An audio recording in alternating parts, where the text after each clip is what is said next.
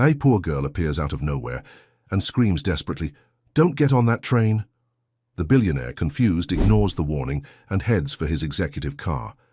2 minutes later, he discovers a deadly sabotage about to happen, and the girl knew every technical detail with supernatural precision. This encounter changes everything. She wasn't just homeless. It was the beginning of a truth impossible to ignore. If this story interested you, don't forget to subscribe to our channel and tell us what city you're watching us from. We'll keep going. The bitter Chicago winter wrapped around Grand Central Station like a fist, squeezing warmth from every corner. 8-year-old Lily Walker huddled near a heating vent, her small frame nearly disappearing beneath layers of mismatched clothes. For the past 3 months, the station had been her home, a labyrinth of platforms, waiting areas, and forgotten spaces where a child could vanish if she knew the right shadows. Lily wasn't like other children. Behind her dirt-smudged face and tangled blonde hair, extraordinary awareness flickered in her eyes. Awareness that extended beyond the physical world into realms of possibility and probability that others couldn't perceive. Today was the day. She'd seen it coming for weeks in dreams that blazed with terrifying clarity. The train, the man, the sabotage, the crash that must be prevented. At precisely 2:17 p.m., billionaire tech mogul Alexander Grant strode through the grand arched entrance, flanked by security personnel and his executive assistant, Diana Winters. Tall and commanding, Alexander moved with the confidence of a man who controlled one of America's largest technology empires, Grant Innovations. His private executive train car awaited on Platform 12 for a journey to the company's research facility in Milwaukee. Lily's heart pounded. Without hesitation, she darted from her hiding place, slipping between commuters with practiced ease.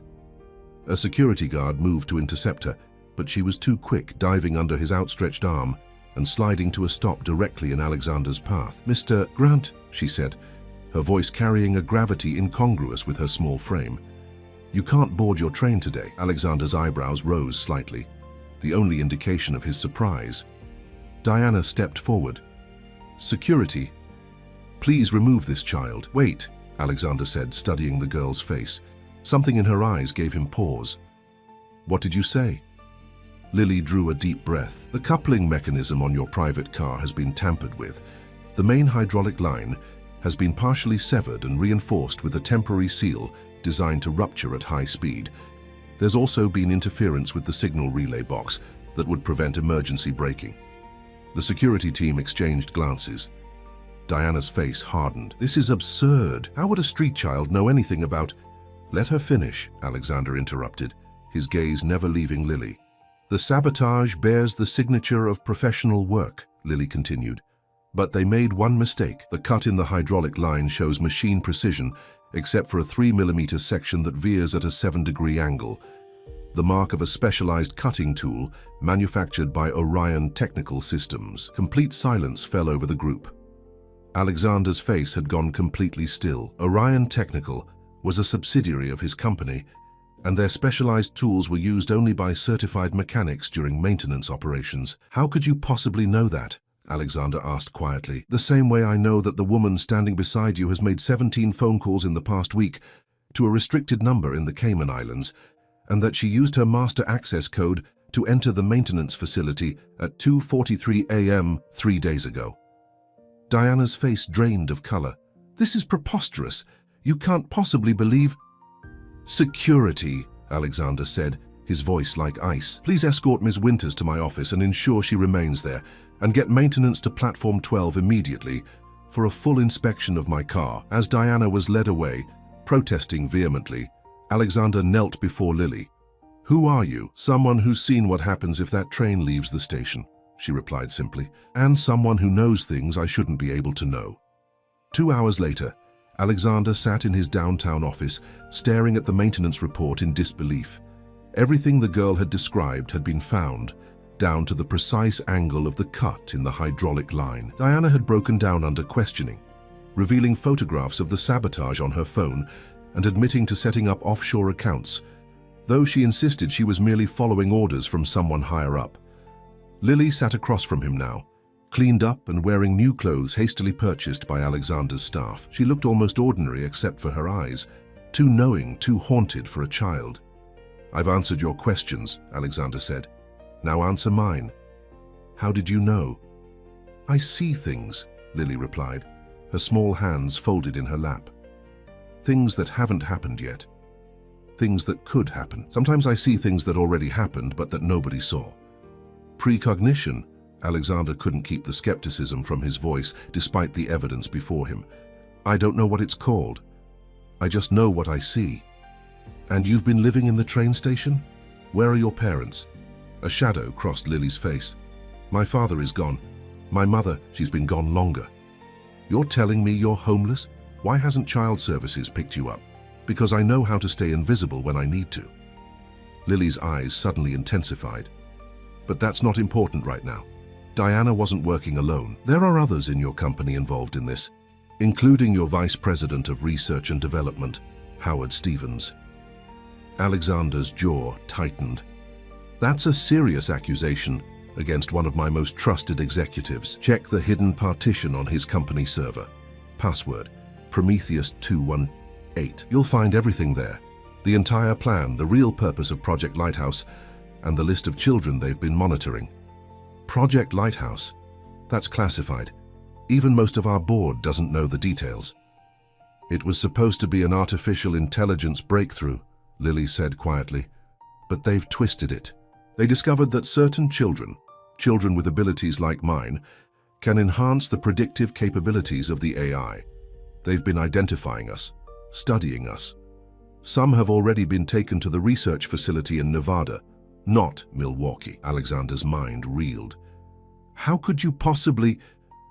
Because my father told me, Lily interrupted, her eyes suddenly brimming with tears. Before he disappeared, my father was Michael Walker. The name hit Alexander like a physical blow. Michael Walker had been one of Grant Innovation's most brilliant researchers, who had vanished 6 months ago after raising concerns about ethical breaches in the company. His disappearance had been ruled as an unfortunate accident when his car was found abandoned near Lake Michigan. Michael was investigating anomalies in Project Lighthouse, Lily continued. He discovered they were experimenting with amplifying natural intuitive abilities in children through technological means. When he found out what they were planning, he built in safeguards, biometric locks keyed to his genetic markers and to yours. To mine, Alexander echoed. You were his emergency failsafe. He trusted you, even though you never knew about me. Lily's voice trembled slightly. He also created a backdoor protocol that only a blood relative could activate. He taught me how before he... She trailed off, unable to finish. Alexander stared at the small girl before him, seeing for the first time familiar features, the shape of her eyes, the determined set of her jaw, features that reminded him painfully of his former colleague. You're saying that Michael Walker was your father? Lily nodded. And that makes you my godfather, though you never knew it. Dad said if anything happened to him I should find you, but only when the time was right, only when I saw it clearly enough. Alexander's phone buzzed with an incoming message. He glanced down to see a text from his head of security. Sir, we've accessed Stephen's private server. You need to see this immediately. Everything the girl said, it's all here. He looked back at Lily, seeing her in an entirely new light. I think, he said carefully, we have a lot more to discuss. Lily nodded solemnly. We don't have much time. The others are waiting to be found. What others? The other children, the ones with gifts, the ones they've been hunting. Her eyes seemed to look through him, beyond the walls of the office, to something only she could see, and the alignment is coming. When it does, everything changes. Alexander spent the next 48 hours in a storm of revelations. Howard Stevens had been taken into custody by private security. The company's most secure servers had been locked down, and Lily had been installed in a guest suite in Alexander's Lakeshore Drive penthouse under the watchful eye of his most trusted security personnel. The evidence was overwhelming and disturbing. Project Lighthouse, originally conceived as a breakthrough predictive AI system, had evolved into something unrecognizable under Stevens's direction. The project team had discovered that certain children exhibited unusual neurological patterns that, when mapped and integrated into the AI architecture, exponentially enhanced its predictive capabilities. Stevens hadn't just been studying these children, he'd been systematically gathering them, using a network of operatives posing as social workers and educational specialists to identify and extract those with the most promising abilities. "I still don't understand how you survived on your own all this time," Alexander said to Lily, as they sat in his home office, surrounded by holographic displays of Project Lighthouse data. Lily's small fingers traced patterns on the leather armchair. "Dad prepared me. He knew they might come for him, so he taught me how to hide, how to survive. And my abilities, they help me see danger before it comes. These abilities, can you control them?" "Not really. They come as dreams, mostly. Sometimes flashes when I'm awake. Dad was helping me understand them before he..." She swallowed hard. "Before he had to go away." Alexander noted her careful avoidance of certain words. The psychological evaluation he'd quietly arranged had confirmed that Lily was dealing with severe trauma, processing her losses through carefully constructed euphemisms. "And these other children you mentioned, the ones with gifts like yours. Can you tell me about them?" Lily closed her eyes, her face taking on a concentrated expression that made her look far older than her years. "There's a boy in Denver who can walk in other people's dreams. They haven't found him yet, because his ability lets him sense when they're looking for him. There's a girl in Seattle who can move things without touching them. Small things, but she's getting stronger. There's a boy in Austin who feels what others feel, even from far away. And you can see all of them in your visions? Not always clearly, but I know they're out there, and I know they're in danger." Her eyes snapped open. "The people who worked with Stevens, they're still looking for us. They need us for when the alignment comes." "The alignment? What alignment?" "Dad called it the harmonic convergence. It happens every 127 years, a special alignment that amplifies abilities like ours. The last one was in 1898. The next one is coming in less than 3 months. Alexander leaned back, struggling to reconcile his rational, scientific worldview with the impossible things Lily described. Impossible things that continued to prove true. The data they'd recovered from Stevens' server mentioned the alignment as well, referring to it as a temporal energetic nexus point, critical to the final phase of Project Lighthouse. According to what we found in Stevens' files, they believe this alignment will allow them to permanently enhance the connection between children like you and their AI system. But the files don't explain why they need this connection. "Control," Lily said simply. "With us connected to their system, they can predict anything: market crashes, technological developments, political upheavals, months or years before they happen. And if you can predict something perfectly, you can control it," Alexander finished, a chill running through him. "But why children? Why not adults with similar abilities?" "Because our minds are still developing. We're more adaptable, more open to possibilities adults can't see anymore." She hesitated. "And because it hurts us less." "Hurts you?" Lily rubbed her temples unconsciously. "Using these abilities has a cost. The more we use them, the more it takes from us. Headaches, nosebleeds, exhaustion. Adults can't handle it. Their minds break. But children are more resilient. We bend instead of breaking.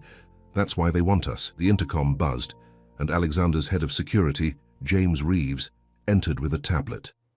"Sir, we've completed the deep scan of the Nevada facility mentioned in Stevens' files. You need to see this." The tablet displayed satellite imagery of what appeared to be a research complex disguised as a private school nestled in the mountains outside Las Vegas. Heat signature analysis revealed unusual power consumption and evidence of subterranean facilities, far larger than the visible structures would suggest. "There are children there," Lily said quietly, not even looking at the tablet. 5 of them, but they're not the only ones. There are 17 others they've identified across the country. They're accelerating their timetable because of the alignment." Alexander and James exchanged looks. Her accuracy so far had been uncanny, but this was beyond explanation. "We need to shut this down," Alexander said firmly. "James, prepare the legal team. We're going to need federal intervention, but carefully managed. I don't want this becoming a media circus that puts more children at risk." "There's something else," Lily interrupted. "Something I haven't told you yet." Her voice had grown smaller, almost afraid. Alexander knelt beside her chair, putting himself at her eye level. "What is it, Lily?" "The safeguards my father built into the system, the ones keyed to your biometrics and mine, they're more than just access protocols. He left something hidden in the core architecture of Project Lighthouse, a way to expose everything they've done and locate all the children they've been tracking. That's good news, isn't it? We can use that to help shut them down." Lily shook her head slowly. It's not that simple. The protocol requires both of us, your authorization and my inabilities. Dad designed it as a genetic psionic interface. Your DNA provides the access, but my mind has to navigate the system. That sounds dangerous, Alexander said cautiously, especially given what you've told me about the cost of using your abilities. It is dangerous. The last time I tried to see that far, I was unconscious for 3 days, but it might be the only way to find all the children before the alignment comes. Her eyes met his, solemn and ancient in her young face. I'm willing to take that risk. Alexander felt a responsibility settling over him like a physical weight. This child, his colleague's daughter, his goddaughter, had already endured more than any child should, and now she was volunteering to put herself at further risk. We'll find another way, he decided. With the evidence we already have, we can... There isn't time, Lily interrupted. They know by now that Diana and Howard have been discovered. They'll be moving the children, covering their tracks, and the others, the ones not yet taken, they'll accelerate their plans for them. As if to underscore her point, James's tablet chimed with an urgent alert. Sir, we've just detected a massive data purge at the Nevada facility. They're destroying evidence. Alexander's jaw tightened. How soon can we get there? The corporate jet can be ready in 30 minutes. We'll be on the ground in Nevada in under 4 hours. Make it happen. Alexander turned back to Lily. We're going to need your help, but I want to be clear about something. Your safety comes first. We're not activating any protocol that puts you at serious risk. Understood. For the first time since he'd met her, Lily smiled, a small, brave gesture that transformed her face from solemn to childlike. Dad said you'd say that. He said you always put people before projects. That's why he trusted you. The revelation struck Alexander like a physical blow. Michael Walker had been a brilliant researcher, but they'd never been close friends. The idea that Michael had trusted him so completely, enough to name him as guardian to his daughter, was humbling. Your father was an extraordinary man, Alexander said softly. Yes, Lily agreed. And he knew something they don't understand about children like me. What's that? That our abilities aren't just tools to be used. They're part of something bigger, something connected to the alignment itself. The people behind Project Lighthouse think they can harness our abilities for their benefit, but there's more happening than they realize. What do you mean? Lily's expression became distant, as though she were listening to something beyond human hearing. The alignment isn't just a cosmic event that amplifies our abilities. It's a door, a moment when the barriers between what is and what could be become thin. The people who took these children think they can use that moment to gain power, but the alignment has its own purpose, which is, I don't know yet, Lily admitted. I just know that we're supposed to be together when it happens. All of us with abilities, not connected to machines, but to each other. Alexander's scientific mind struggled with these concepts, but he couldn't deny the evidence of extraordinary perception standing before him in the form of this remarkable child. Then we'll find them, he promised. All of them. Lily nodded, her expression determined despite the shadows under her eyes. We need to start at the Nevada facility. That's where the core of Project Lighthouse is housed, the central hub that contains data on all the children. And that's where we'll find this protocol your father created. Yes, but we need to hurry. Her voice took on an urgency that sent a chill down Alexander's spine. They're preparing to move everything, not just the data, but the children too. And once they're separated, they'll be much harder to find. Alexander stood. Decision made. James, adjust the security detail. We leave for Nevada in 20 minutes. As his team hurried to prepare, Alexander looked down at Lily, struck again by the incongruity of such knowledge and burden residing in one so young. Are you sure about this? He asked quietly. Lily's reply was simple but resolute. Some paths we don't choose. They choose us. The Nevada desert spread beneath Alexander's private jet like a vast copper sea. Lily pressed her face against the window, mesmerized by the landscape passing below. Despite everything she had experienced and the weight of knowledge she carried, moments like these reminded Alexander that she was still, fundamentally, a child. One who had been denied the simple pleasures of childhood for too long. Have you ever flown before? He asked, taking the seat across from her. Lily shook her head. Dad and I mostly took trains. He said they were safer because they stayed on the ground. Alexander felt another pang of connection to Michael Walker. He had often expressed a similar sentiment about preferring rail travel, one of his many endearing eccentricities that colleagues had teased him about. "Your father and I worked together for almost 7 years," Alexander said, "but he never mentioned having a daughter." "He was protecting me," Lily replied simply. "When my abilities started showing up when I was 4, he knew it might put me in danger. So he kept me secret. We lived in a little house outside Chicago that wasn't in his name. I had tutors instead of school. The only time I went to the city was when Dad would take me on train rides." She turned from the window, her expression darkening. "That's how they found us. Someone on the train noticed me staring at a man who was going to have a heart attack. I told Dad, and he helped the man get medical attention before it happened. Someone from your company was on that train. They started watching us after that." The jet began its descent toward a private airstrip outside Las Vegas. James approached with final security briefings. "We've secured cooperation from local authorities, but we're keeping this low profile," he explained.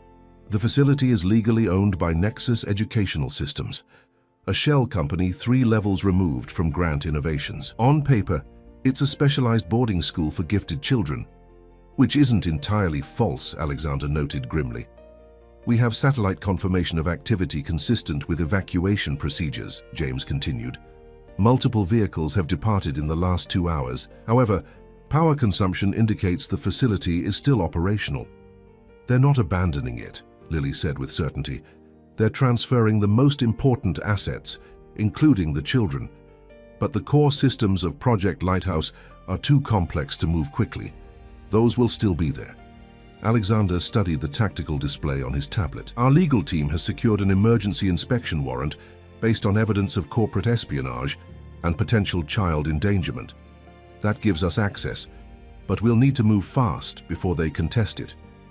The jet touched down smoothly on the private airstrip, where 3 unmarked SUVs awaited them. Within 30 minutes, their convoy approached the perimeter of what appeared to be an upscale private school campus, nestled against the foothills of the Spring Mountains.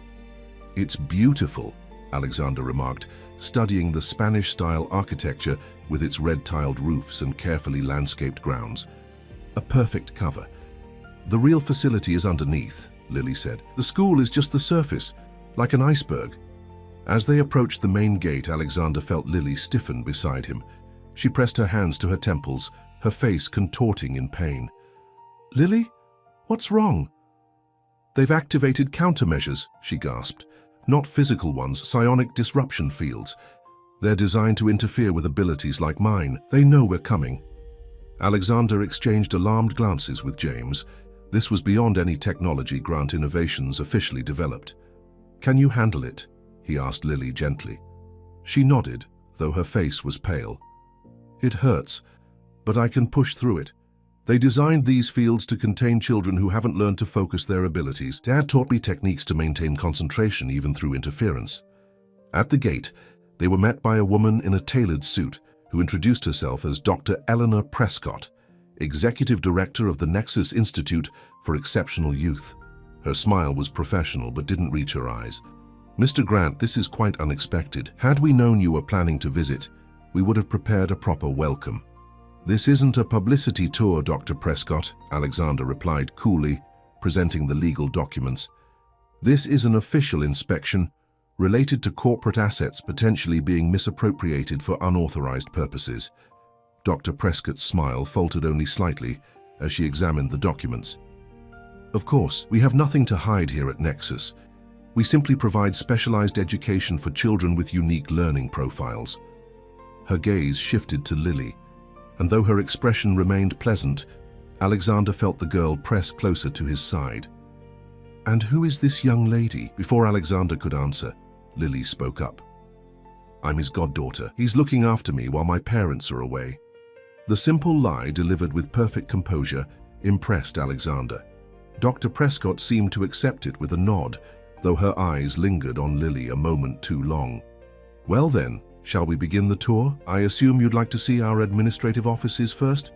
"Actually," Alexander said, "I'd like to see the subterranean research facilities, specifically those housing the Project Lighthouse servers and associated equipment." Dr. Prescott's composure cracked for just an instant. I'm afraid I don't know what you're referring to, Mr. Grant. We have standard server rooms for our educational systems, of course, but nothing by that designation. Then perhaps you can explain why this facility draws enough power to run a small city, despite having only 24 students enrolled, or why thermal imaging shows extensive underground structures not reflected in any of the building plans filed with county authorities. The standoff was interrupted by the arrival of a balding man in a lab coat who hurried toward them with obvious agitation. "Eleanor, we have a situation with Subject 7. He stopped abruptly upon seeing Alexander and his team. "Dr. Mercer," Dr. Prescott said tightly. "Mr. Grant was just leaving. He seems to have been misinformed about the nature of our facility." "No one's leaving," Alexander said firmly, "and I think we've established that I'm not misinformed." He turned to James. "Secure the premises. No one enters or exits without authorization." As his security team moved to implement the order, Dr. Prescott's professional facade crumbled. "You have no idea what you're interfering with, Grant. This project goes beyond your authority, beyond your comprehension." "I comprehend enough," Alexander replied. "You've been experimenting on children for your own gain, and it ends today." Lily suddenly gasped, doubling over. "They're doing something to the children downstairs. I can feel it. They're in pain." Dr. Mercer stared at Lily with sudden recognition. "The Walker girl," he breathed. "We thought you were lost when your father had his accident." "Where are they?" Alexander demanded, his voice dangerous. "Level 3, Section B," Lily whispered through clenched teeth. "Hurry." What followed was a chaotic rush through the facility. Dr. Prescott attempted to block their access to the elevator system, but James's team quickly overrode the security protocols. As they descended, Lily guided them through the labyrinthine underground complex with unerring accuracy, despite never having been there before. They found 3 children in a sterile laboratory setting, connected to ominous equipment through neural interfaces. Medical staff scattered as Alexander's team burst in, some attempting to destroy data before being restrained. "Get these children disconnected, carefully," Alexander ordered as medical personnel from his team rushed forward. "Where are the others?" "Gone," Lily said, her voice hollow. "They transferred them this morning. These 3 were too unstable to move immediately after their last integration session." The children, 2 boys and a girl, none older than 12, were pale and unconscious, but alive. As the medical team worked to safely disconnect them from the equipment, Alexander turned to Dr. Mercer, who had been detained by security. "Where have the other children been taken?" The scientist's eyes darted nervously between Alexander and Lily. "You don't understand what's at stake. The convergence is coming. If we're not prepared—" "Where are they?" Alexander demanded. "I don't know the final destination," Dr. Mercer insisted. "The transport locations operate on a need-to-know basis, but it's all in the central database. Everything about Project Lighthouse, including the tracking data for all identified subjects. Take us there," Alexander ordered. The central server room was a vast chamber of humming machinery, bathed in the blue glow of status lights. Massive cooling systems kept the supercomputers at optimal temperature as they processed unimaginable amounts of data. "This is it," Lily whispered, her eyes wide. "The heart of Project Lighthouse." Dr. Mercer was compelled to provide access to the system, though he warned that certain security protocols would prevent full access. "The core architecture is protected by biometric locks that only the project directors can bypass." "We don't need their biometrics," Alexander said, looking at Lily. "We have our own." Understanding dawned on Dr. Mercer's face. "The Walker protocol, so it's true, he did build a back door. We suspected but could never find it." Alexander approached the main console. "What do we need to do, Lily?" She stepped forward hesitantly.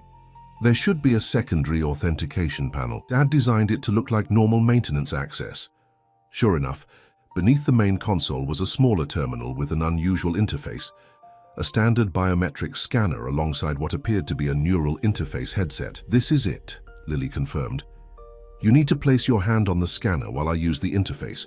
Together, we can activate the protocol." Alexander hesitated. "You said this could be dangerous for you."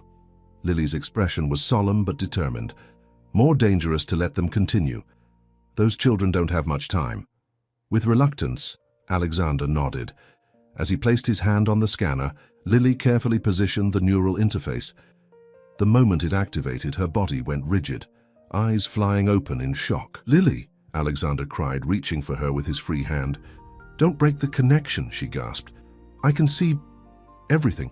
All the children, all the facilities, everything they've done." The main screens in the server room suddenly came to life, displaying maps, data streams, and surveillance footage from multiple locations. Files began opening automatically, revealing the full scope of Project Lighthouse, a program far more extensive than Alexander had imagined. Lily spoke in a strained voice, words tumbling out as her mind processed the flood of information. 17 children currently in custody, 23 more identified for acquisition, facilities in Nevada, Alaska, New Mexico, and a primary integration center being prepared in Montana.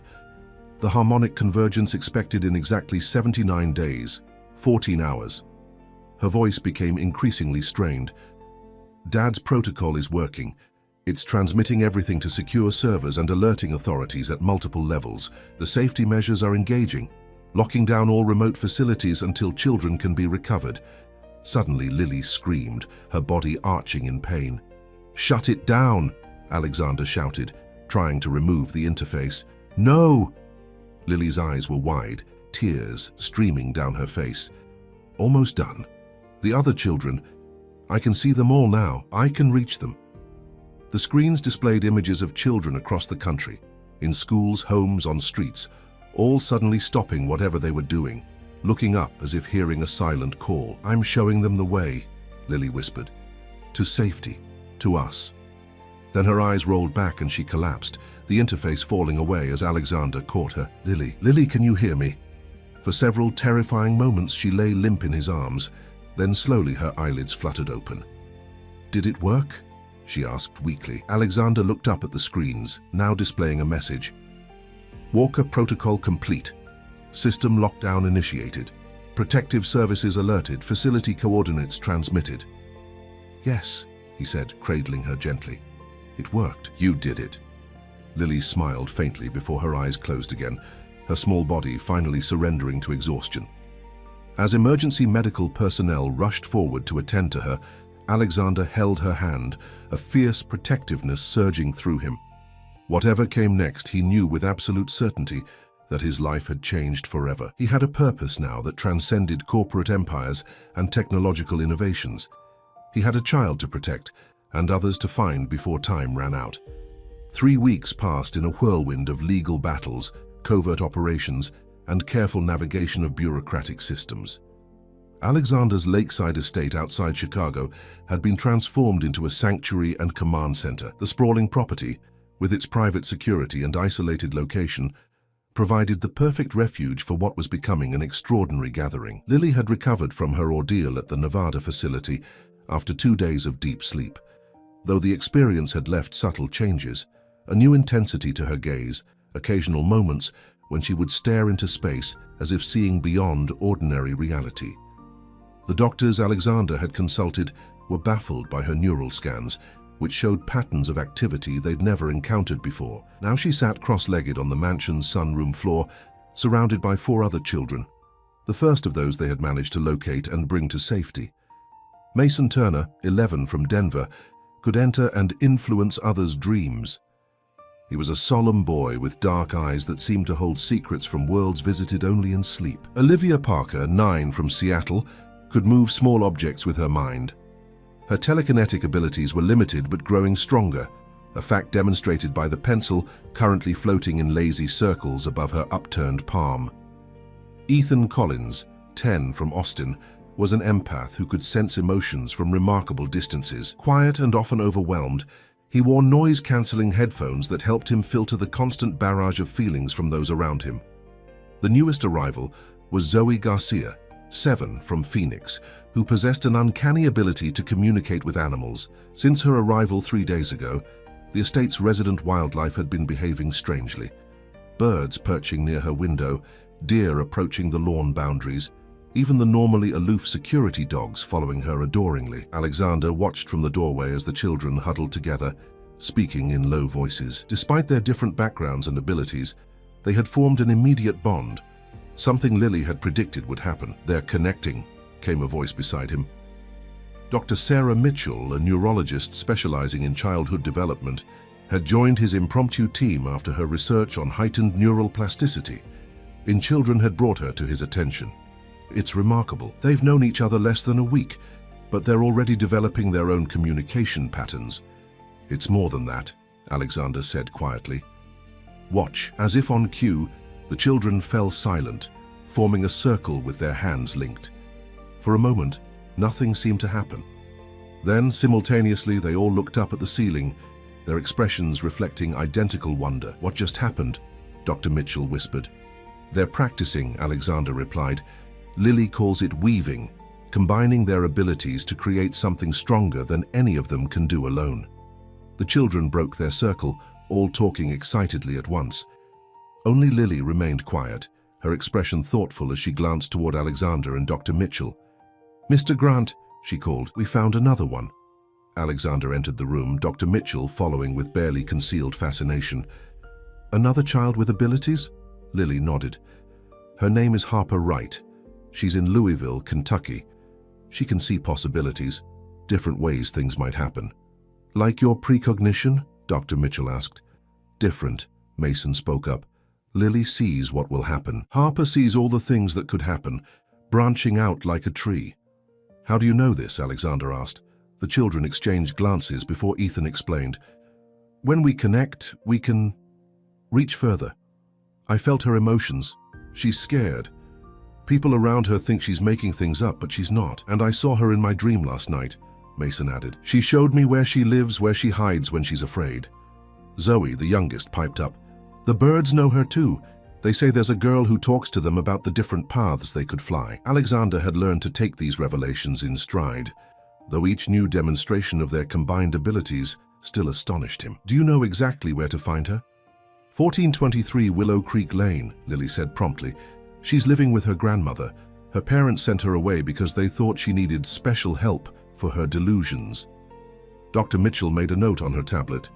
I'll coordinate with the team to make contact. We've refined our approach based on the last few retrievals. She needs to come soon, Olivia said urgently, the pencil dropping as her concentration broke. They're looking for her too. The they required no explanation. Despite the shutdown of the Nevada facility and the arrest of several key figures, the organization behind Project Lighthouse hadn't been completely dismantled. Evidence suggested multiple international connections and resources beyond what they'd initially estimated. We'll bring her here safely, Alexander assured them, just like we did with all of you. After the children returned to their activities, Alexander and Dr. Mitchell retreated to his study, where James and Elena Vasquez, the legal expert managing the increasingly complex protective custody arrangements, were waiting. Progress report, Alexander requested, settling behind his desk.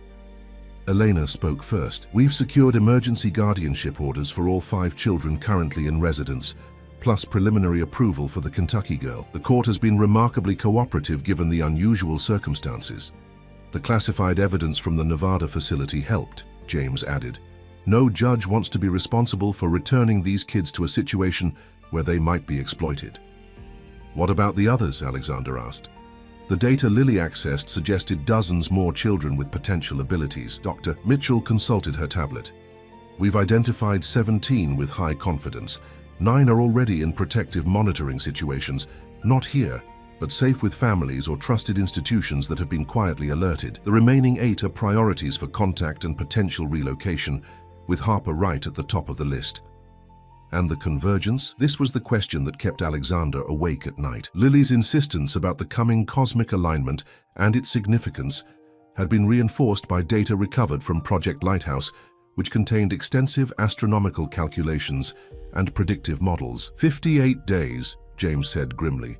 Whatever it is, it's coming soon. The astrophysicists we consulted confirmed there is indeed an unusual planetary alignment occurring, combined with a peak in solar activity and the Earth passing through a particularly dense region of cosmic radiation.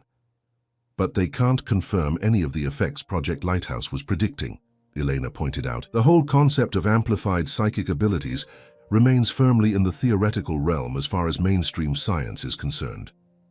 Not to those children, Alexander said quietly, and not to the people who were willing to kidnap and experiment on them to harness those abilities. A knock at the study door interrupted them. It was Lily, her expression troubled. "You should come," she said simply. Alexander followed her to the East Wing media room, where the other children were gathered around a large television. Breaking news banners flashed across the screen as a reporter stood outside what appeared to be a research facility in flames. Authorities are still investigating the cause of the explosion at the North Star Research Campus outside Anchorage, Alaska. Initial reports suggest a catastrophic equipment failure, though sources close to the investigation have not ruled out sabotage. North Star, a subsidiary of Global Dynamics Corporation, has declined to comment on the nature of the research conducted at this remote facility. "That's one of their places," Ethan said, his voice shaking.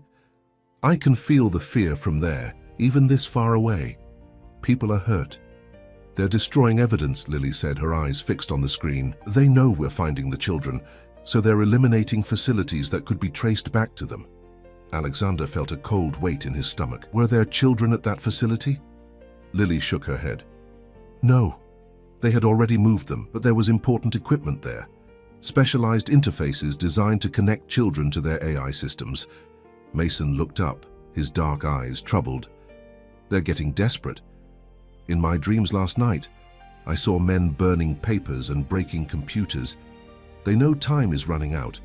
"Time until what?" Alexander asked, though he dreaded the answer. "Until the convergence," Olivia replied, as if it were obvious. "Everything changes then. Either they have us connected to their machines or—" She trailed off, looking to Lily. "Or we connect to each other instead," Lily finished. "That's what they're afraid of. That's what my father discovered that made them silence him. The convergence isn't just about amplifying our abilities. It's about transformation, evolution." The implications hung in the air, too vast for immediate comprehension. Alexander's phone buzzed with an urgent message from James. "Security breach at Perimeter Sensors Sector 7, investigating now." "All of you stay here," Alexander instructed, trying to keep his voice casual. "I need to check on something with security." But as he turned to leave, Lily caught his arm. "They're here," she whispered. "They found us sooner than I saw." Before Alexander could respond, the mansion's security alarm activated, its urgent tone filling every room. James's voice came through the emergency system. "Intruder alert, East Perimeter. All security personnel to defensive positions. All residents to safe rooms immediately." The children looked to Alexander with varying degrees of fear and determination. He made a split-second decision. "Everyone to the panic room now. You know the drill we practiced." As they hurried through the mansion's corridors toward the fortified safe room built into the center of the house, Alexander's mind raced through contingencies. The estate's security was state-of-the-art, with multiple redundancies and fail-safes, but he had underestimated how quickly their opponents would locate them. Halfway to the safe room, Lily suddenly stopped, her eyes widening. "Wait! There's someone else here. Someone like us!" "Lily, we don't have time," Alexander urged, hearing distant sounds of confrontation from the estate grounds. "No, you don't understand. She found us on her own. She's been traveling for days, following visions. She's here to help." Before anyone could stop her, Lily turned and ran toward the south wing of the mansion. Alexander followed, cursing under his breath as the other children trailed behind, unwilling to be separated. They found her in the conservatory, a girl of about 12 with copper-colored hair, wearing travel-worn clothes and a backpack. She stood calmly amid the tropical plants, as if she had been expected. "Harper," Lily said, though they had never met. "You came." The girl nodded. "I saw all the ways this could happen. This was the best path, even with the danger." Her gaze shifted to Alexander, unnervingly direct. "They've come with tranquilizers and containment equipment. They don't want to hurt the children, just take them. But they'll eliminate adults who interfere." Alexander stared at her, processing the calm delivery of this terrifying intelligence. "How many?" 12 operatives, 3 vehicles, but there's something else." Harper's expression became troubled. "There's someone with them who's like us, someone they're using to track us. He doesn't want to help them, but they're controlling him somehow." A new alarm sounded, indicating breaches at multiple access points. Whatever time they'd had was running out. "The safe room," Alexander insisted. "All of you now." But the children exchanged glances, seeming to communicate without words. Then, to Alexander's astonishment, they formed a circle, holding hands with Harper, immediately integrated into their formation. "What are you doing?" he demanded. We need to get to safety. This is how we stay safe, Lily said, her voice taking on a strange resonance. Together. As Alexander watched in disbelief, a visible change came over the children. Their linked hands began to emit a soft blue luminescence. Their eyes, when they opened them, shared the same glow. The air in the conservatory seemed to thicken, vibrating with energy that made the tropical plants sway, though no wind blew. "Get behind us, Mr. Grant," Mason said, his voice oddly adult. "They're coming." The conservatory doors burst open. 3 figures in tactical gear rushed in, equipped with what looked like specialized weapons. They stopped short at the sight of the children. "Stand down," the lead operative ordered. "We're only here for the children. No one needs to get hurt." Alexander moved protectively toward the children, but found he couldn't approach their circle. Some invisible force held him back. "You should leave now," Harper said to the intruders, her voice eerily calm. "We've seen all the ways this ends. None of them are good for you." The lead operative raised his weapon, some kind of dart gun. "Last warning, stand down and release the children." What happened next occurred so quickly Alexander could barely process it. As the operative fired, the dart stopped mid-air, suspended by Olivia's telekinesis. Simultaneously, all the operatives clutched their heads, dropping to their knees as Ethan projected waves of disorienting emotion. Outside, animals began to gather. Birds, squirrels, even the security dogs, responding to Zoe's silent call. Most shocking of all, the operatives' eyes glazed over as Mason infiltrated their dreams while still awake, creating waking nightmares that left them paralyzed with fear. Through it all, Lily and Harper remained focused, their combined precognitive abilities seemingly guiding the group's coordinated defense. "They're coming in through the east wing," Harper announced. 3 more. Without breaking their circle, the children began to move as one, gliding across the floor toward the threat, drawing Alexander in their wake like a leaf caught in a powerful current. For the next 20 minutes, a surreal dance unfolded throughout the mansion.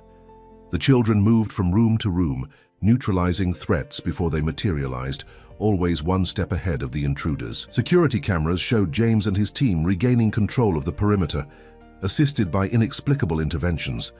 Intruders suddenly falling unconscious, equipment failing at crucial moments, even the estate grounds themselves seeming to conspire against the attackers as routes emerged to trip running figures. When it was over, all 12 intruders had been secured without a single shot fired. The children's circle finally broke, leaving them exhausted but triumphant. "That was awesome," Zoe exclaimed, the first to recover her childlike enthusiasm.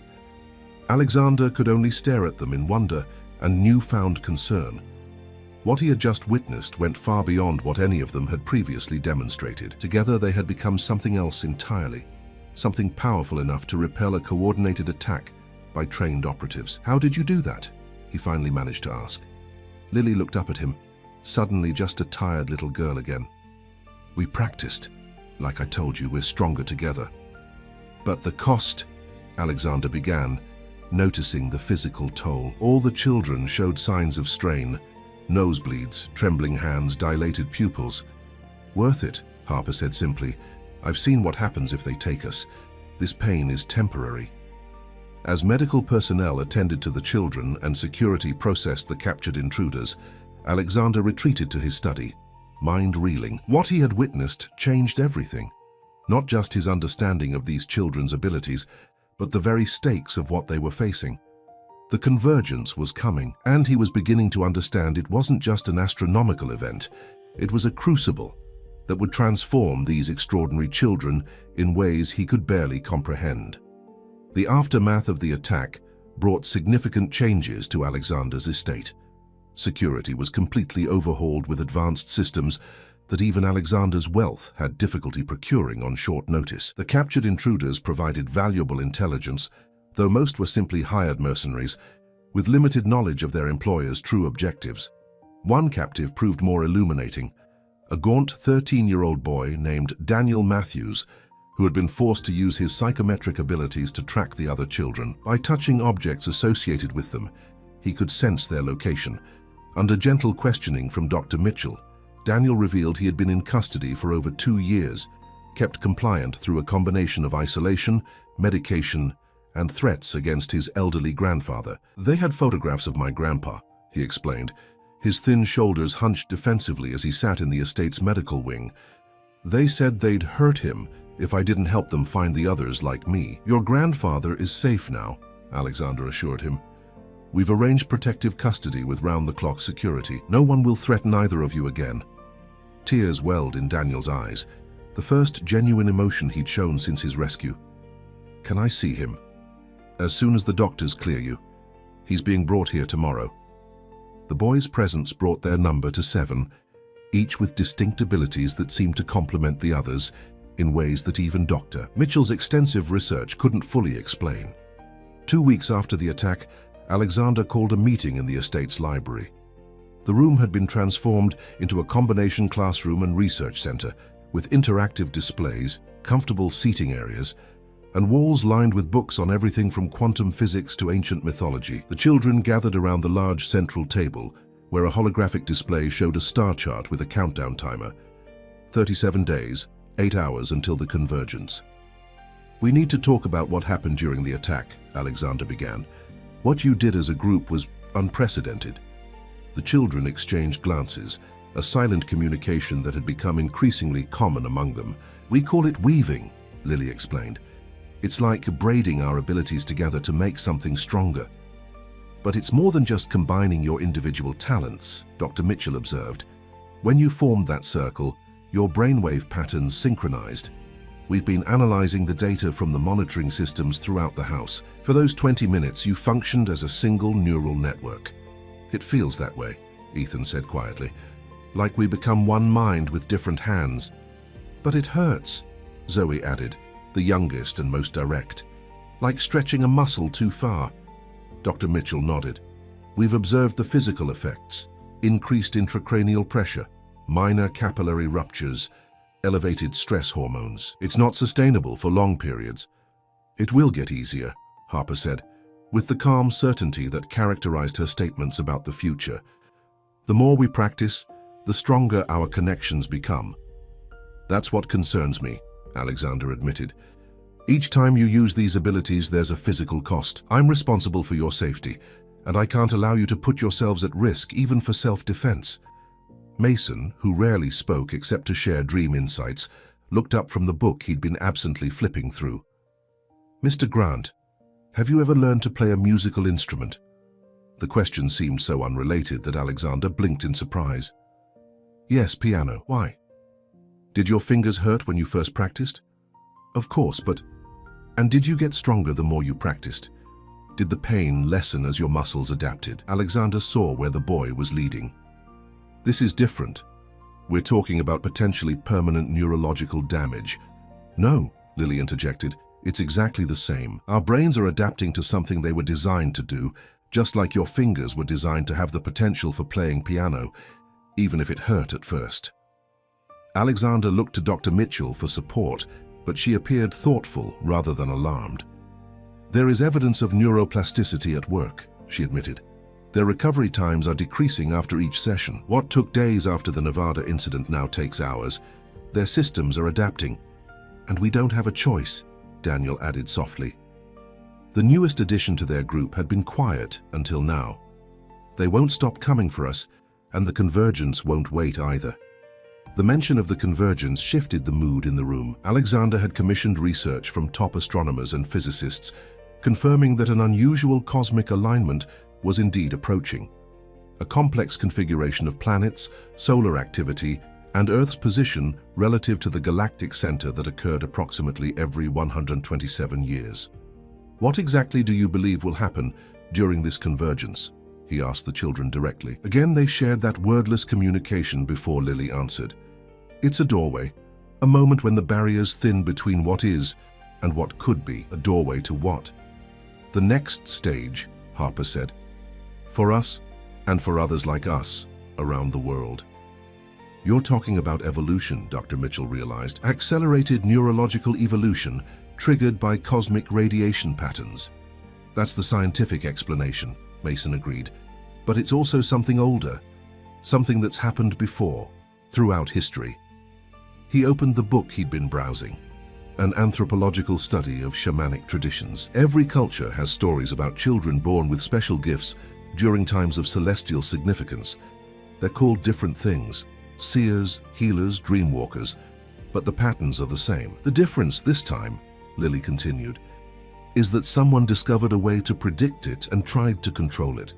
That's what Project Lighthouse was really about, not just using our abilities, but harnessing the convergence itself to direct human evolution the way they wanted. The implications were staggering. Alexander struggled to reconcile his scientific worldview with what these children were describing and what he himself had witnessed. If this convergence is so significant, he asked carefully, why haven't more mainstream scientists identified it? They have, Olivia said, manipulating the holographic display to show scientific papers and news articles. They just don't know what they're seeing. Look, studies about unusual solar activity, unexplained gravitational anomalies, even medical reports about increased incidence of certain neurological patterns in children born after the last major solar storm. Alexander studied the collected research with growing unease. And you believe all children with these abilities need to be together when this convergence happens? Not all, Harper clarified, but a critical mass, enough to form a stable network. And if you're not together? Dr. Mitchell asked. Chaos, Daniel whispered. I've touched objects from the last convergence, old things from 1898. I've felt the aftermath when it happened without preparation. The Spanish flu pandemic, Mason added, the global upheaval that followed. Those weren't just historical accidents. They were aftershocks of uncontrolled psychic energy released by children with abilities who weren't properly connected during the convergence. That's why they want us, Lily said, to control the convergence energy, direct it toward their goals. But that's not what it's for. It's meant to be free, to flow naturally. Alexander found himself at a crossroads of belief. His rational mind wanted to dismiss these claims as fantastical, yet he couldn't deny the extraordinary abilities these children had already demonstrated. How many more children do we need to find? He asked finally. 5, Harper answered promptly. There are others with abilities, but these 5 are essential for a stable core during the convergence. We've already started reaching out to them in dreams and visions. You've been contacting them? Alexander hadn't been informed of this development.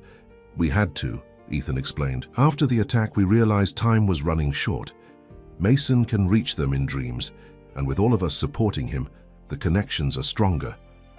Alexander ran a hand through his hair, a rare gesture of frustration. This goes beyond our agreement. You can't make these decisions without consulting me first. We did try to tell you, Zoe said with a child's blunt honesty. I have been really busy with all the security stuff and the lawyers. The accusations stung because it contained truth. The logistics of protecting these children legally and physically had consumed much of Alexander's attention.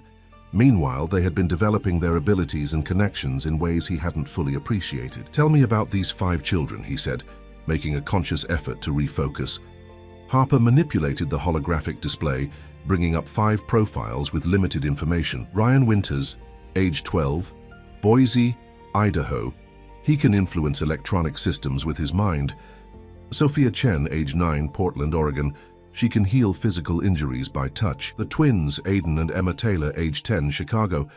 They can share consciousness, experiencing what the other experiences even at a distance. And Michael Robinson, age 11, New Orleans. He can see energy fields around living things. And you've contacted all of them through dreams? All except Michael, Mason said. Something's blocking him. We think they might already have him. The implication hung heavy in the air. If one of these critical children was already in enemy hands, their task had just become significantly more complicated. We need to move quickly, Lily urged. Each day closer to the convergence, our abilities get stronger, but also more unstable, and theirs will be hunting harder for us and the others. Alexander made a decision. James and I will coordinate recovery teams for the 4 we can locate. Dr. Mitchell will prepare the East Wing for new arrivals. As for Michael Robinson in New Orleans, I know where he is, Daniel said suddenly. Everyone turned to him in surprise. When they were using me to track others, I sensed him. He's at a facility they call the Garden. It's disguised as a private hospital for children with neurological disorders. Can you find it again? Alexander asked. Daniel nodded grimly. I'd never forget that place. I was held there myself for the first 6 months after they took me. The revelation brought a somber mood to the room. These children had endured traumas that would break most adults, yet they remained focused on the larger mission that had brought them together. "One more thing," Lily said, her expression serious. "When we were connected to the lighthouse system in Nevada, I found something in the deepest files, something about my father that I haven't told you yet." Alexander gave her his full attention. "What is it?" He wasn't just trying to protect children with abilities. He was researching the convergence itself because, she hesitated, because our family has a history with it. His grandmother, my great-grandmother, was one of the children from the 1898 convergence. She left journals describing what happened, predictions about this one. "Where are these journals now?" Dr. Mitchell asked, unable to hide her scientific curiosity. "Hidden," Lily replied. "Dad said they weren't safe with us, so he concealed them somewhere even I don't know. But he told me they contain instructions, a guide for what we need to do when the convergence comes." "And you're just mentioning this now?" Alexander couldn't keep the edge from his voice. "I needed to be sure I could trust everyone here," Lily answered with a maturity that sometimes made Alexander forget she was only 8 years old. "And I needed all of us together to help me remember the location. Dad buried it in my subconscious, a memory that can only be unlocked when enough of us are connected." "A distributed memory key," Dr. Mitchell murmured. "Fascinating. We think with the 7 of us we might be strong enough to retrieve it," Harper added, "but it would require a deep weaving, deeper than anything we've attempted so far." Alexander looked at each child in turn, weighing his responsibilities against the inexorable approach of the convergence. "What are the risks? Significant strain," Dr. Mitchell answered before the children could minimize the dangers. "Based on previous observations, a sustained deep connection could cause elevated intracranial pressure, possible seizure activity, temporary sensory disruptions. It could hurt us," Lily translated bluntly, "but not permanently. And we need those journals. They're the only guide we have for what comes next." The choice was impossible. Allow these children to risk their health in pursuit of answers, or proceed blindly toward a cosmic event with potentially global consequences. "Tomorrow," Alexander decided finally, "we'll make all medical preparations today, ensure everyone is in optimal condition, and attempt this memory retrieval tomorrow morning when your energy levels are highest." The children nodded, satisfied with the compromise. "In the meantime," he continued, "no independent dream contacts or weaving without supervision. You need to conserve your strength." As the meeting dispersed, Alexander found himself standing before the holographic countdown. 37 days until an event he barely understood, with 7 extraordinary children under his protection and 5 more to locate. The weight of responsibility was unlike anything he had faced in his corporate career. Dr. Mitchell joined him, her expression thoughtful. "You know, in all my years of research into exceptional neurological development, I never imagined anything like this. Do you believe them?" Alexander asked quietly. "About the convergence, its significance." She considered the question carefully. "I believe they believe it, and after what I've witnessed these past weeks, I'm inclined to trust their perception over conventional science. They're seeing patterns we've missed, connections our instruments can't detect." "That's not exactly reassuring." "No," she agreed with a small smile, "but it is extraordinary. Whatever's coming, Alexander, we're witnessing the next stage of human potential unfold before our eyes. The question isn't whether to believe it, but how to nurture it responsibly." Her words stayed with him as he made final security arrangements for the night. From his office window, he could see the children in the garden, laughing, playing, momentarily free from the burdens of their abilities and the approaching convergence. They looked so normal in that moment, yet he knew they were anything but. They represented something both wondrous and terrifying, evolution in action, accelerated by cosmic forces beyond human control. Tomorrow, they would attempt to unlock Lily's hidden memory and recover the journals that might guide them through the coming transformation. Alexander could only hope they contained the answers they so desperately needed. As darkness fell over the estate, he made a silent promise to these remarkable children under his care. Whatever came with the convergence, they would face it together, and he would protect them with everything in his power, even if that meant accepting that some things were beyond his understanding or control. Morning arrived with a sense of expectation that seemed to vibrate through the estate. The children had spent a restless night, their growing abilities making them increasingly sensitive to one another's dreams and thoughts. By breakfast, they were simultaneously exhausted and keyed up, picking at their food while exchanging meaningful glances. Alexander had transformed the estate's meditation room into a controlled environment for the memory retrieval attempt. Medical monitoring equipment lined one wall, supervised by Dr. Mitchell and a neurologist who had signed exhaustive confidentiality agreements. The center of the room held a circle of cushions arranged on a thick carpet, surrounded by a ring of salt that Lily had insisted upon, an ancient protection method mentioned in her fragmented memories of her father's instructions. "Are you certain you want to proceed?" Alexander asked the children one final time as they settled onto the cushions. "There's no shame in waiting until we better understand the process. We don't have time to wait," Harper replied, her normally calm voice tinged with urgency. "I've been seeing fragments of possibilities all night. The paths are narrowing." "What does that mean?" Dr. Mitchell asked, adjusting a neural monitor on Ethan's temple. "It means events are solidifying," Harper explained. "When something important is approaching, the possible futures start collapsing into fewer and fewer paths. Right now I can only see 3 main branches left, and 2 of them are—" She trailed off, unwilling to articulate what she had seen. "We need to do this," Lily said firmly. "Today." With reluctance, Alexander nodded to Dr. Mitchell to proceed. The children formed their circle, each taking the hands of those beside them. As they had practiced over the past weeks, they closed their eyes and began the careful process of synchronizing their breathing and heartbeats, the first step in the weaving that would join their minds. For several minutes, nothing seemed to happen beyond the gradual alignment of their vital signs on the monitoring equipment. Then, like a wave washing over them, a visible change moved through the circle. Their joined hands began to emit the now familiar soft blue luminescence, spreading up their arms and across their bodies until they all glowed with a gentle radiance. "Neural synchronization occurring," Dr. Mitchell reported quietly, watching the displays. "Brainwave patterns harmonizing across all subjects." The air in the room seemed to thicken, creating a subtle pressure against eardrums and skin. The salt circle around the children began to vibrate minutely, individual grains dancing in place without scattering. "We're connected," Lily's voice came, though her lips didn't move.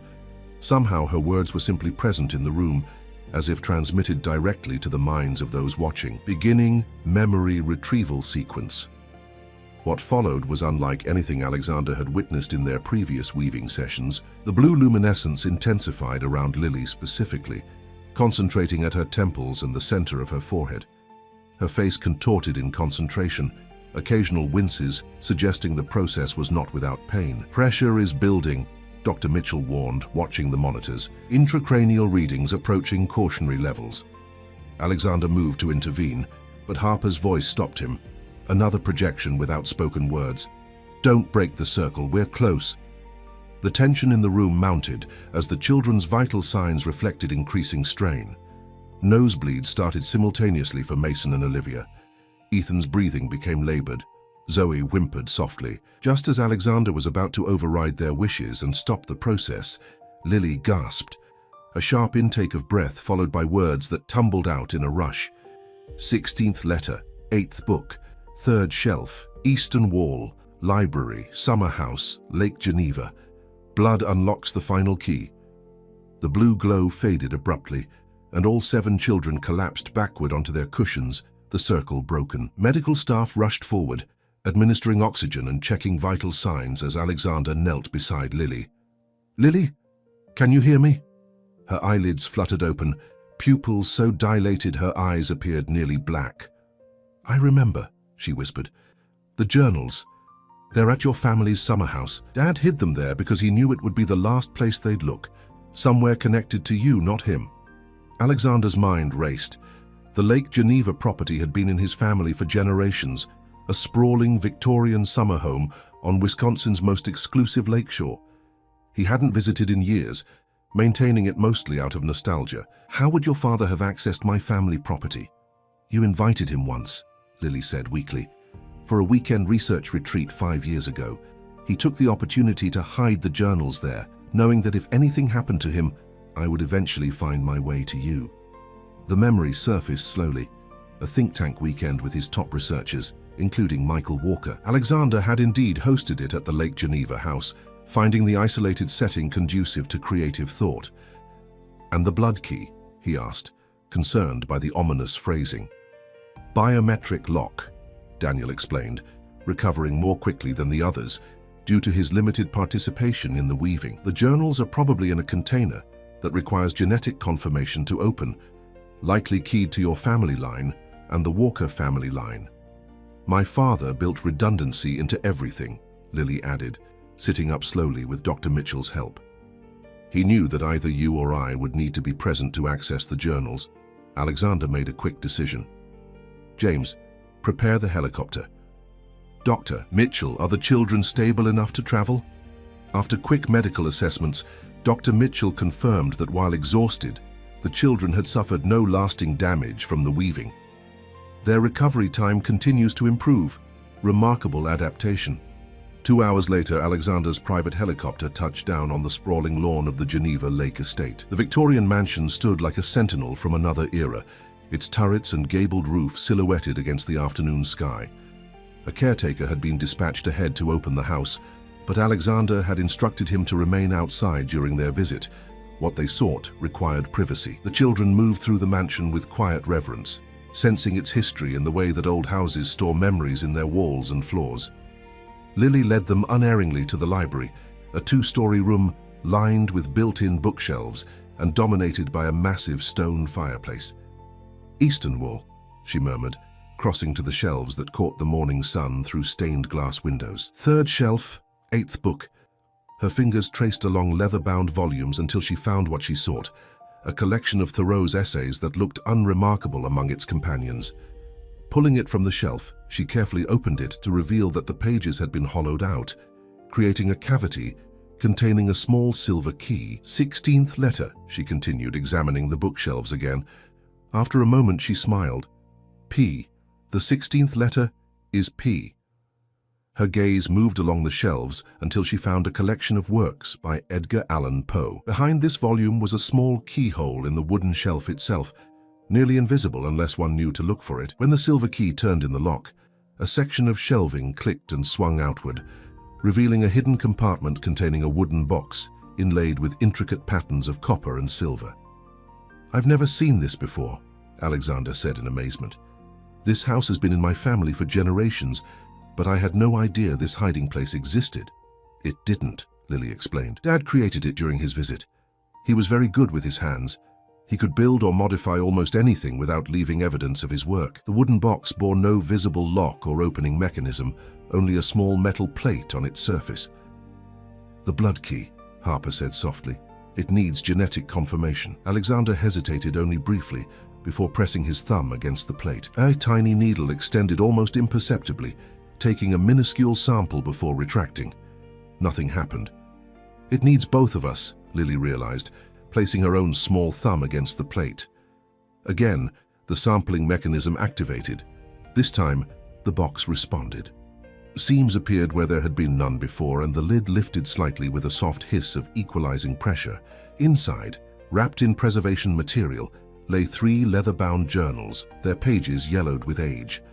"My great-grandmother's accounts of the 1898 convergence," Lily breathed, "and my father's research notes on the coming one." Alexander carefully lifted the journals from their resting place. "Let's take these back to the estate where we can study them properly." But as they turned to leave, Harper suddenly stiffened, her eyes widening. "We need to hurry. They've found us, not here, but they've located the estate. They're planning an assault within hours." "How?" Alexander demanded. "Our security, thermal satellite imaging," Mason interrupted, his eyes unfocused as if seeing a distant vision. "They identified the unique heat signatures our weaving generated this morning. They've been scanning constantly since the last attack." Alexander was already pulling out his phone to alert James when Lily placed a hand on his arm, stopping him. "Don't call," she said urgently. "They're monitoring communications. We need to assume all electronic contact is compromised." The implications were chilling. If their opponents had access to satellite technology and communications monitoring, their resources far exceeded what Alexander had estimated. "Then we don't go back to the estate," he decided. "Not directly. We need a secure location to regroup and assess these journals." "I know where," Lily said with sudden certainty. Dad prepared for this too. There's a facility in the Smoky Mountains, a research outpost officially abandoned by Grant Innovations 3 years ago, but secretly maintained as a fallback position. Alexander stared at her in astonishment. I shut down the Tennessee research station when we consolidated operations. It was decommissioned. On paper, Lily agreed. But Dad convinced the decommissioning team to leave the core infrastructure intact and off the books. He installed independent systems and supplies. It's completely self-contained. No external communications or power requirements that could be traced. And you're only mentioning this now. Alexander couldn't keep the frustration from his voice. I didn't remember until we recovered these, Lily explained, gesturing to the journals. Dad compartmentalized the information in my mind to protect it. Different triggers unlocked different memories. There was no time to debate. If Harper's vision was accurate and her predictions had proven unfailingly correct so far, they had only hours before their primary sanctuary would be compromised. James, Alexander addressed his head of security, contact the pilot. Change of plans. The journey to the Smoky Mountains facility required multiple transportation changes and careful measures to avoid tracking. By nightfall, they had arrived at what appeared to be an abandoned research complex nestled in a remote valley, accessible only by a single winding road that had been officially removed from most maps. Home sweet home, Daniel murmured as they approached the darkened buildings, at least for the next few weeks. Inside, the facility proved to be far from abandoned.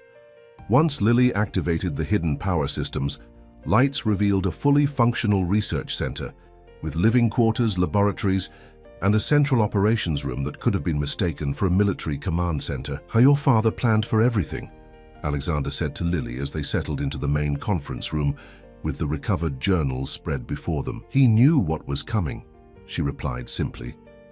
He'd been researching the convergence for years before he even joined Grant Innovations. Our family history gave him insights others didn't have. As doctor, Mitchell helped the children settle into their quarters and assess the facility's medical equipment. Alexander and Lily began the careful process of examining the journals. The oldest, dating from 1898-1899, was written in a delicate feminine hand, Elizabeth Walker, Lily's great-grandmother, who had been 12 years old during the previous convergence. The accounts were extraordinary. Detailed descriptions of abilities manifesting in children across North America and Europe, spontaneous connections forming between them, and the transformative effects of what she called the Great Alignment. Most disturbing were her descriptions of those who had attempted to harness or control these emerging abilities for their own purposes. Wealthy industrialists and government agencies who had gathered children with gifts for study and exploitation. The parallels to Project Lighthouse were undeniable.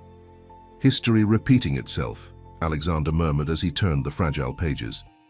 Not repeating, Lily corrected. Evolving. Each convergence builds on the last. Great-grandmother writes that the 1898 event was more powerful than the one in 1771, which was stronger than 1644. The energies compound. Michael Walker's research notes provided the scientific framework for what his grandmother had experienced firsthand. Detailed calculations of astronomical alignments, analysis of solar radiation patterns, and complex neurological studies built a compelling case for what the children had been describing all along. A recurring cosmic event that catalyzed evolutionary leaps in human consciousness, manifesting most powerfully in the developing brains of children. Most valuable were the specific instructions for the approaching convergence, a detailed protocol for gathering and preparing the children with abilities, protecting them during the transformative event, and guiding them through the process of integration afterward. According to this, we need a minimum of 12 children with complementary abilities to form a stable core group, Alexander noted, scanning the requirements. We currently have 7, with 5 more identified, and only 32 days remaining, Harper added, joining them after settling in. The paths continue to narrow. I can now see only 2 possible outcomes. Successful integration or failure, Alexander asked. Harper's expression was grave. Success isn't guaranteed, even if we gather all 12. The convergence itself is only the beginning. What comes after depends on choices made during the event itself. As they continued studying the journals late into the night, Alexander was struck by the weight of responsibility that had fallen to him. What had begun as a simple act of protection for one remarkable child had expanded into a mission with potentially global consequences. According to Michael Walker's notes, the aftermath of an uncontrolled convergence could include widespread neurological disturbances in sensitive individuals, weather pattern disruptions, and social upheaval, as human consciousness struggled to integrate the evolutionary energies without proper guidance. Conversely, a properly managed convergence could usher in accelerated human development, with the gifted children serving as anchors and guides for the broader evolutionary process. We need to recover the remaining 5 children, Alexander decided as dawn approached. And we need to prepare this facility for the convergence itself. Starting with Michael Robinson in New Orleans, Lily agreed. The others we can reach through dreams, but he's being blocked. We'll need to extract him directly. The path ahead was clearer now, though fraught with challenges. 32 days to locate and gather 5 extraordinary children, prepare them for a cosmic event beyond conventional understanding, and ensure they were ready to serve as the vanguard for the next stage of human evolution. As the children finally succumbed to exhaustion, Alexander remained awake, studying Michael Walker's final journal entry, written just days before his disappearance. If you're reading this, Lily has found her way to Alexander, and the pieces are coming together as I hoped. The convergence cannot be stopped, but it can be shaped. These children, these remarkable, beautiful children, will either be instruments of control in the wrong hands or catalysts for liberation in the right ones. The difference lies not in the cosmic forces themselves, but in the intentions we bring to them. Evolution without compassion is merely power. Evolution with compassion is transcendence. The words resonated with something deep within Alexander, a truth he had always intuited but never fully articulated. Whatever came with the convergence, the human element remained essential. These children needed not just protection and preparation, but love and understanding to guide their extraordinary gifts toward benevolence. With renewed determination, he began planning the rescue operation for Michael Robinson. Time was short, the opposition formidable, and the stakes unimaginably high. But for the first time since this journey began, Alexander felt they had a map for the challenging path ahead. The final days before the convergence passed in a blur of activity. The rescue of Michael Robinson from the New Orleans facility had been successful, but narrowly so, resulting in injuries to 2 of Alexander's security team and a harrowing helicopter extraction under cover of a manufactured power outage. The 11-year-old boy arrived traumatized and withdrawn, his ability to perceive energy fields having been systematically exploited by his captors. The remaining 4 children were located and brought to the mountain facility through less dramatic means, though each retrieval came with its own challenges. The Taylor twins, Aidan and Emma, had been hiding in plain sight in Chicago, protected by a school counselor who had recognized their unique connection and kept them off official records. Ryan Winters had nearly crashed the helicopter sent to retrieve him by unconsciously interfering with its electronic systems in a moment of panic. And Sophia Chen, the healer, had been reluctant to leave Portland, where she had been secretly treating neighborhood children for everything from broken bones to leukemia. Now, with less than 24 hours until the convergence, all 12 children were gathered in the facility's central chamber, a space that had been transformed according to the detailed specifications in Michael Walker's journals. The room's dimensions had been precisely calibrated, conductive materials embedded in the walls and floor, and a complex array of crystals and copper coils arranged in geometric patterns around a central platform where the children would gather for the event. Dr. Mitchell had been skeptical of these seemingly mystical preparations until she observed the measurable electromagnetic effects they produced. It's creating a controlled field that amplifies and stabilizes the neurological patterns the children generate when they weave, she explained to Alexander as they made final adjustments. Your colleague was a scientific genius, even if his methods appear unorthodox. The children themselves had changed noticeably as the convergence approached. Their abilities had intensified, becoming both more powerful and more unstable. Olivia could now move objects weighing hundreds of pounds, but suffered crushing migraines afterward. Mason's dream-walking had extended to waking visions that sometimes left him unable to distinguish between realities. Ethan had developed a protective shell of emotional numbness to cope with the increasingly overwhelming feelings he sensed from others. Most concerning was Lily, whose precognitive abilities had expanded to the point where she sometimes responded to conversations that hadn't yet happened, her perception slipping between present and future in ways that left her disoriented and exhausted. "It's the pressure of approaching timelines," Harper explained, herself struggling with the proliferation of potential futures crowding her mind. As the convergence gets closer, the barriers between what is and what could be are already thinning. Alexander had established a rigorous monitoring protocol, with the children under constant medical supervision and their abilities tested only under controlled conditions. But as the final hours approached, even these precautions seemed inadequate against the cosmic forces gathering around them. "The journals indicate the actual convergence will last approximately 72 minutes, Alexander noted, during the final planning session with Dr. Mitchell and James. During that time, the children will experience the peak of their abilities, followed by what Michael Walker described as neural recalibration, a process that permanently alters their brain structure." "And our role during this time?" Dr. Mitchell asked.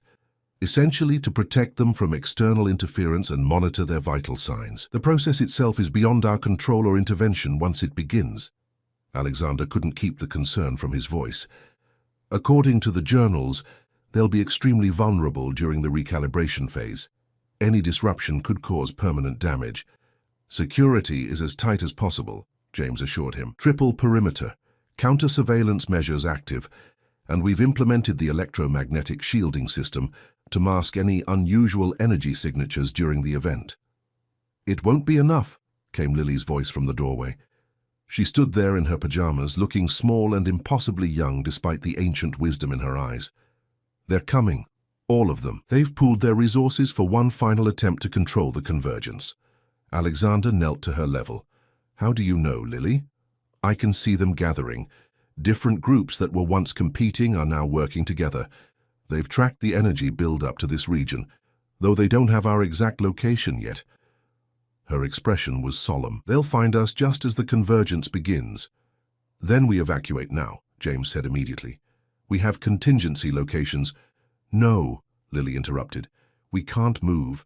The preparations are specific to this location. The alignment of the facility, the materials in the walls. Dad chose this place for precise geographical and geological reasons. If we leave, the convergence will still happen, but it will be chaotic, uncontrolled." "Then we stand and fight," James said grimly. "Not that either," Lily replied. "Fighting would disrupt the energetic field we need to maintain. Violence during the convergence would corrupt the entire process." "Then what do you suggest?" Alexander asked, recognizing the impossible position they were in. Lily exchanged a look with Harper, who had appeared silently behind her. "We've discussed it with the others. We think we can create a protective barrier, not a physical one, but a field of diverted attention, like a perception filter that makes them unable to focus on this place, even if they're looking right at it." "Is that possible?" Dr. Mitchell asked, scientific curiosity overcoming her skepticism. "We've been practicing," Harper explained. "Mason can project dream states into waking minds. Ethan can influence emotional responses. The twins can create shared consciousness experiences. Together we think we can create a bubble of altered perception around the facility." "But the cost," Alexander protested, remembering the physical toll their abilities extracted. "Maintaining something like that during the convergence itself." "Will be difficult," Lily acknowledged, "but necessary. It's part of the process. Our first act as a unified consciousness will be protection, not just of ourselves, but of those who would interfere. By preventing them from reaching us, we're also preventing them from harming themselves by disrupting the convergence energies." The wisdom and compassion in her statement left Alexander momentarily speechless. These children, despite everything they had endured at the hands of those who sought to exploit them, were still concerned with protecting their would-be captors. "Let us try," Lily urged. "It's what we're meant to do." After further discussion and careful review of vital statistics and risk assessments, Alexander reluctantly agreed. The alternative, a direct confrontation with unknown forces during the convergence, carried even greater risks. As night fell on the eve of the convergence, the facility hummed with tension and anticipation. The children gathered in the central chamber for final preparations, arranging themselves in the complex geometric pattern detailed in Michael Walker's journals. They had practiced this configuration daily, refining their positions based on how their individual energy fields interacted. "It's like a living circuit," Ryan Winters explained, his affinity for electronic systems giving him unique insight into the arrangement. "Each of us is a component with specific functions. Together, we create something greater than the sum of our parts." Alexander watched from the observation area, where he and the core team would monitor the process without interfering with the delicate energetic balance. The sight of 12 children preparing to channel cosmic forces beyond scientific understanding struck him as both beautiful and terrifying. "Are you afraid?" he asked Lily during a quiet moment as final adjustments were made to the monitoring equipment. She considered the question with characteristic thoughtfulness. "Not of the convergence itself. That's natural, meant to be. I'm afraid of failing the others, of not being strong enough to help guide them through it." "You won't be alone," Alexander reminded her. "You have 11 others with you, each with their own strengths." Lily smiled, a moment of childlike vulnerability breaking through her solemn demeanor. "And we have you. Dad was right about you, you know. He said you might not understand everything at first, but you would protect us without trying to control us. That's rarer than you might think." The simple statement touched Alexander deeply. Through all the extraordinary events of recent months, he had indeed remained focused on the children's well-being, rather than the potential applications of their abilities, a perspective that apparently set him apart from others who had discovered their existence. "Try to rest now," he advised. "Tomorrow will demand everything you have." But rest proved elusive for everyone in the facility. As midnight approached, Harper reported the first confirmation of their fears. Search teams were converging on the general area, using advanced detection equipment to track the unusual energy signatures emanating from the children as their abilities intensified in proximity to the convergence. "They'll pinpoint our location within hours," James reported grimly. 6 separate groups, heavily equipped, approaching from different vectors. "Then we implement the perception barrier as planned," Alexander decided. "Full lockdown protocols, minimal electronic emissions, and the children begin their protective weaving at dawn." The remaining hours passed in tense preparation. By sunrise, external sensors confirmed what Harper had foreseen. Multiple teams within a 5-mile radius, converging on their location with determination, if not precise coordinates. In the central chamber, the 12 children gathered in their assigned positions. Unlike previous weaving sessions, they didn't hold hands. Instead, they sat or stood at specific points in the geometric arrangement, connected by lines of copper inlaid in the floor, and the precisely positioned crystal formations between them. "The physical connections aren't necessary anymore," Lily explained when Alexander questioned the change. "We're already linked mentally. The copper and crystals just help direct and amplify the energy." The perception barrier began as a subtle shimmer in the air around the facility, visible only as a slight distortion, like heat waves rising from sun-baked asphalt. Monitoring equipment showed all 12 children in deep concentration, their brainwave patterns synchronizing in complex harmonies that Dr. Mitchell compared to orchestral music. "It's working," James confirmed, watching perimeter sensors. "The search teams are moving past our location without pausing. Some are walking within 100 yards of the main building, but showing no indication they can see it." Alexander felt a momentary relief, but it was short-lived. As the morning progressed, the children showed increasing signs of strain. Nosebleeds affected several simultaneously. Ethan began trembling uncontrollably. The Taylor twins' skin took on an alarming pallor. "They can't maintain this level of exertion until the convergence," Dr. Mitchell warned, studying the medical readouts. "Their systems are already approaching critical stress levels." Before Alexander could respond, Lily's voice sounded in his mind, not spoken aloud, but somehow present in his consciousness. "It's time. The convergence is beginning." Outside, the sky took on a peculiar quality, not darkening exactly, but shifting in color and texture, as if reality itself was bending slightly. Instruments throughout the facility registered electromagnetic fluctuations far beyond normal parameters. The air grew thick with a tangible energy that raised goosebumps on exposed skin. In the central chamber, the children's arrangement shifted subtly as they responded to unseen forces. The copper lines in the floor began to glow with a blue-white light that seemed to pulse in rhythm with their combined heartbeats. The crystals positioned between them captured this light, refracting it into complex patterns that danced across the walls and ceiling. Neurological synchronization at 87% and climbing, Dr. Mitchell reported, her scientific detachment wavering as she witnessed phenomena beyond her understanding. Their brainwave patterns are harmonizing at frequencies we've never recorded in human subjects. Alexander watched in awe as the 12 children began to glow with the now familiar blue luminescence, but far more intensely than in previous sessions. It emanated not just from their joined hands, but from their entire bodies, creating overlapping fields of light that merged and flowed between them in complex patterns.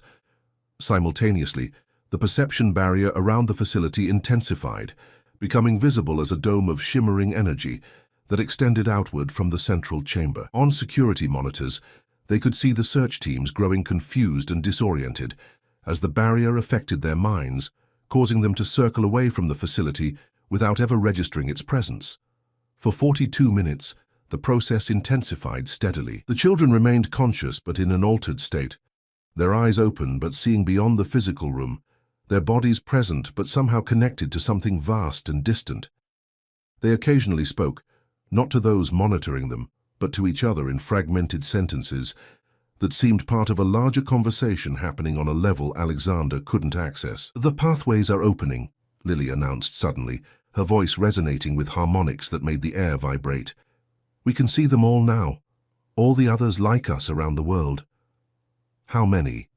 Alexander couldn't help asking, though he wasn't sure she could hear him in her current state. "Hundreds," came Harper's reply, her eyes fixed on something invisible to others. "Maybe thousands, most with smaller abilities, undeveloped, but part of the network. We're reaching them, showing them the way." "The anchors are connecting," Mason added, blood trickling unnoticed from his nose. "Paris, Mumbai, Lagos, Sydney, Santiago. Other groups like us, smaller but stable." Alexander exchanged glances with Dr. Mitchell, who was frantically documenting everything. The implications were staggering. Not just these 12 children, but others around the world simultaneously experiencing the convergence, guided by the anchoring presence of this primary group. At precisely the 50-minute mark, the process reached a critical threshold. The blue energy connecting the children suddenly intensified, becoming almost blinding in its brilliance. The copper lines and crystals pulsed with power that caused the monitoring equipment to short out in cascading failures. "Neural recalibration beginning," Dr. Mitchell reported, switching to backup systems. "This is the critical phase Michael Walker described." The children's bodies went rigid, their backs arching as if in pain. Alexander moved instinctively to intervene, but James held him back. "We can't interfere," he reminded Alexander. The journals were explicit about this phase. Any disruption now could cause permanent damage. For agonizing minutes, Alexander watched helplessly as the children endured what appeared to be intense pain. Their faces contorted, tears streaming from their eyes, yet they remained in position, held there by forces stronger than their physical discomfort. Then, precisely 68 minutes after it began, the process reached its culmination. The blue energy contracted suddenly, drawing inward from the dome protecting the facility, flowing back through the copper lines and crystals to concentrate in the center of the children's circle. There it formed a pulsing sphere of light that hung suspended between them, growing smaller but more intense until it resembled a miniature star. As one, the children raised their hands toward this sphere. When they spoke, their voices blended into a single harmonic tone. "We accept this gift and the responsibility it brings. We will guard the pathways, guide the seekers, and honor the connection between what is and what could be." The sphere pulsed once more, blindingly bright, then expanded outward in a silent wave that passed through everyone in the facility before continuing beyond, invisible but somehow tangible even to those without special abilities. In its wake, the children collapsed, the geometric pattern breaking as they fell unconscious onto the cushioned floor. Medical staff rushed forward, checking vital signs and administering emergency care where needed. "They're stable," Dr. Mitchell announced after tense minutes of assessment. "Exhausted, some physical trauma from the neurological stress, but nothing life-threatening. They're in a deep recuperative state now." Alexander knelt beside Lily, gently brushing hair from her face. Her expression in unconsciousness was peaceful, the tension and preternatural awareness that had marked her features for so long temporarily softened into childhood again. "How long until they wake?" he asked. "Hours, possibly days," Dr. Mitchell replied. "Their systems have undergone profound changes. They need time to integrate." Outside, the search teams had dispersed entirely, their coordination broken by the wave of energy that had washed over them. Monitoring systems showed them retreating in confusion, communications disrupted, their unified purpose fragmented. "It's over?" James asked, surveying the aftermath of the event. "The convergence itself, yes," Alexander answered, remembering Michael Walker's journals. "But what comes next is just beginning." Over the following days, the children woke one by one, each experiencing a similar pattern of disorientation, followed by dawning comprehension of what had occurred. Their abilities remained but had transformed. More stable, less physically taxing, and with an intuitive control that hadn't existed before. Most significantly, the weaving that had once required conscious effort and proximity now existed as a permanent connection between them. A subtle awareness of each other that transcended physical distance. "It's like a background hum," Lily explained a week after the convergence, sitting with Alexander on the facility's observation deck overlooking the mountains. "I can feel all of them, all the time, but it doesn't overwhelm me anymore. I can focus on it when I need to, or let it fade into the background when I don't." "And the others around the world? The ones you connected with during the convergence? They're there too, more distant but still connected. Some are already finding their way to the locations we showed them, gathering points where they can learn to understand what they've become." Alexander studied her carefully. Though still physically an 8-year-old child, something fundamental had shifted in her presence, a new equilibrium between the extraordinary awareness she carried and her human experience. "What happens now, Lily? Where do we go from here?" She smiled, a genuine expression of hope that transformed her solemn face. "We build something new, not just a sanctuary for children like us, but a network to help guide the changes that are coming." The convergence wasn't an endpoint, it was a beginning. Changes? What kind of changes? Subtle ones at first. More children born with abilities. More people developing sensitivity to energies they couldn't perceive before. It won't be dramatic or sudden.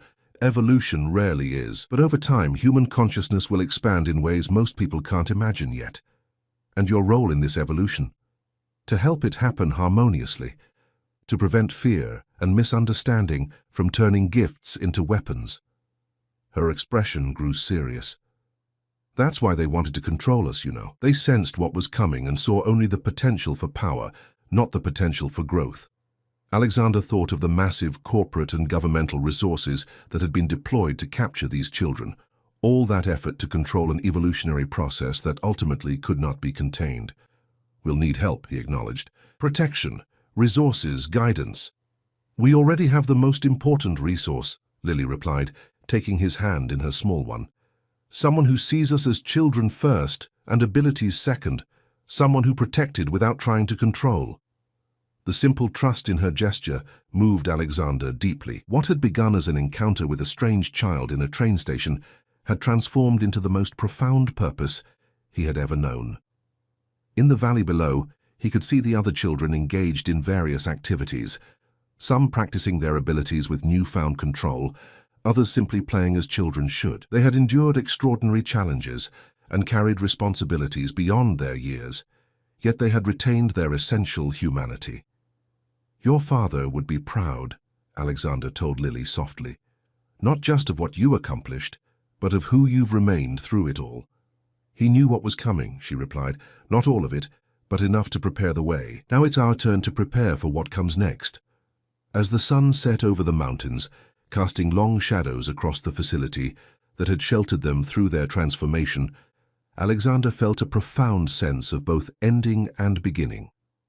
The convergence had passed, but its effects would ripple outward through generations to come. These remarkable children, Lily, Mason, Olivia, Ethan, Zoe, Daniel, Harper, Ryan, Sophia, Michael, and the Taylor twins, would stand at the center of that ripple, guiding and shaping it with wisdom beyond their years. And he would stand with them, protecting their childhood even as they helped shepherd humanity toward its next evolution, a future where the extraordinary became possible and the impossible became simply the next horizon to explore. "The best is yet to come," Lily whispered, echoing his thoughts as she often did.